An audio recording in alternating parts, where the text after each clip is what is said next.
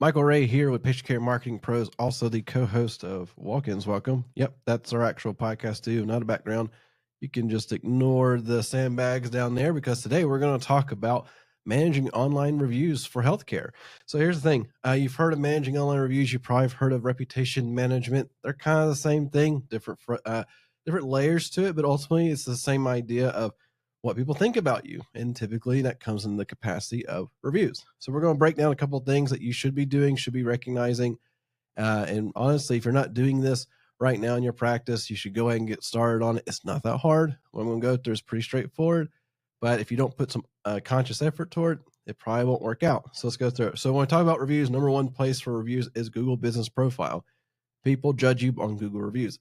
Typically, it's the first thing they see about you is on those Google reviews. Now, if you're in the healthcare space, especially the urgent care space, a lot of numbers out there. So, urgent cares, they're pushing about 1,000 plus reviews. Inside those 1,000 plus reviews, like they're usually pretty good. Like you're looking for a 4 and a 5 star.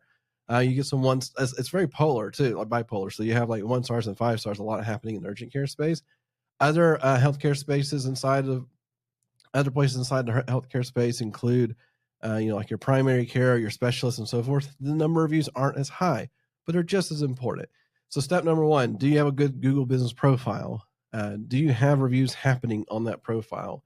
Number two, are you replying to those reviews? Replying is important. Not only is it important from a Google standpoint, like they'll increase your rankings. I can tell you that right now, like your rankings will increase if you're actively using their platform to respond to all those reviews. But from a pure social proofing standpoint, if I see the owner of the business replying to the review, whom I assume is the owner, that means you're active and you're engaged. And that's super important because at the end of the day, if you're not replying, it doesn't make sense for me to say, well, do they care? Are they active? I don't know. I'll hop to the next one, see if they are replying, especially if you're at a dead race with somebody else that's a competitor. That puts you over the edge. Next, how do you get these reviews to come to you? So in the urgent care space, you're working with thousands of reviews typically, but how do you get to that point? So a couple of things. One, your EMR. So your EMR is where you've completed that patient, and there should be some automation there that it can send a text or an email for a review. Like, please leave us a review, good or bad. I know a lot of people say I only want good reviews. It's okay to get bad reviews. If you reply to them, it's totally fine. People understand. Also, it's also a feedback model. So just keep that in mind that it's not all bad to have a bad review. It's not all, even Google even says, like we've looked at the data, a 4.3 average review is technically healthier than a 5.0 average review because it makes your company seem real. Is there anything wrong with getting all 5 stars? No, but from a pure, like, do people believe you?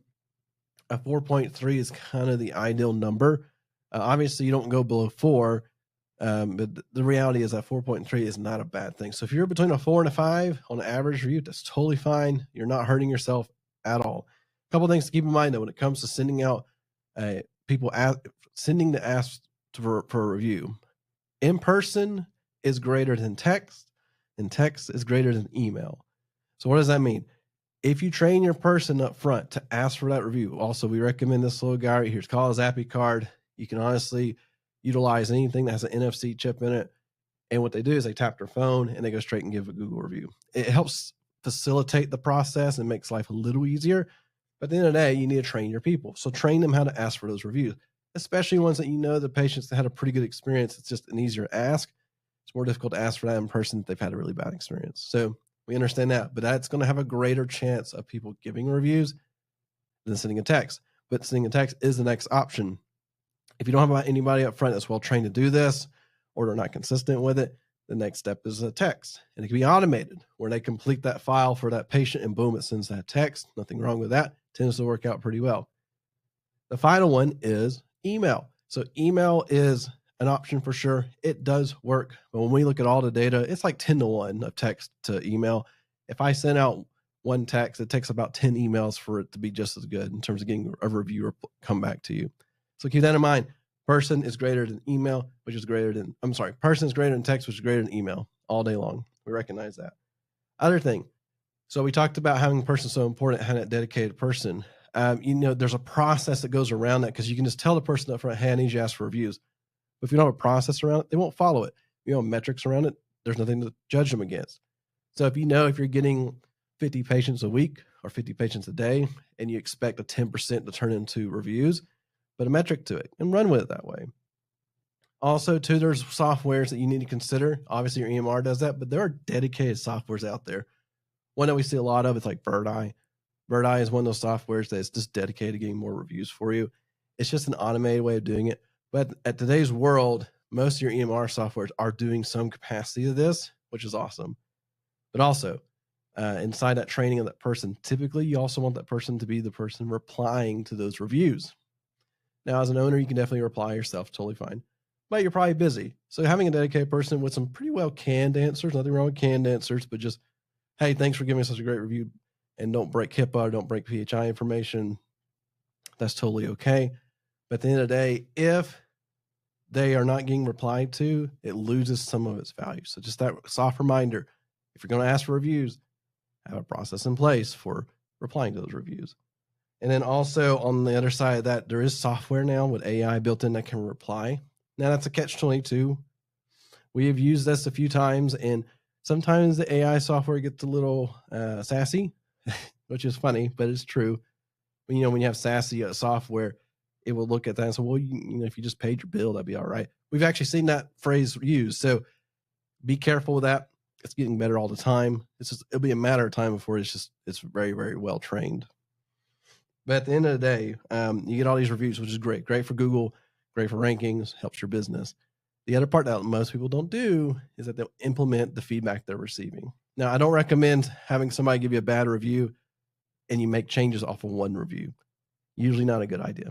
General business practices don't do that. What they do say, if you're getting a consistent problem that's reoccurring from different people, it's time to review why. So review the reviews, right? So you want to take those reviews. Is there anything that there's truth to? What can I do to make this better? So please take that. It's a feedback cycle. Look for opportunities to improve your business, because your customers ultimately is how your business runs. If they're not happy, there's something that needs to be changed. If everyone's happy, then you're probably in the right path. But at the end of the day, if you're not improving your business on a regular basis, eventually your competitors will surpass you. All that being said, this is the general way of going about. So if I'm going to break it down real quick for you again, Google Business Profile, make sure it's active. Make sure you're sending people to it. That's where people look first. Next, reply to those reviews. Next, make sure you have an automated process, or at least a process in place. Person is greater than text. Text is greater than email. Keep that in mind. And then finally, utilizing software to manage some of that and reply to it, and then ultimately create the feedback and improve your business. I really hope this helps today. If you got any more questions, just let me know.